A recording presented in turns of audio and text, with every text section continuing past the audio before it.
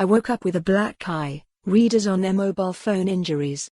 You have been telling us about serious and funny accidents caused by your mobile phones, and here is what some of you said. A study in the US has found that since the release of the first iPhone in 2007, phone-related injuries have risen dramatically.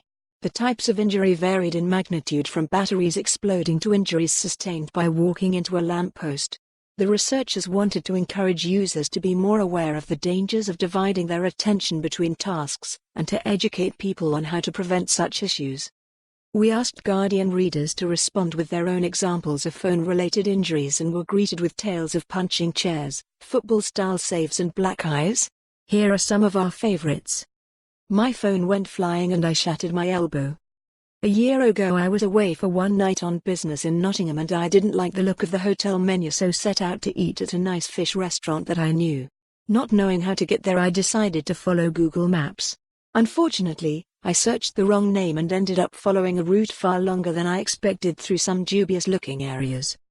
After walking for nearly an hour following Google Maps, the restaurant was only 10 minutes away from my hotel. I concluded I was lost and headed towards a local tram stop, believing it was the quickest route back.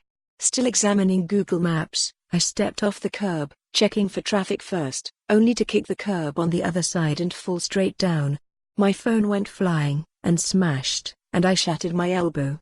I gave up my venture in excruciating pain, lost, hungry and with a broken phone all in one night. Robert, 51, director, Swindon. I slipped down a steep set of stairs.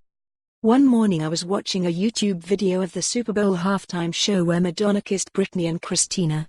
I slipped down a steep set of stairs, taking off most of the skin on my left side and leaving me with a terrible ache in my elbow in cold weather that I now affectionately refer to as Madonna elbow whenever it strikes. I learned a lesson that day. Gwen, 34, lawyer, Liverpool. I'm not a professional and the ball was a rock-solid phone.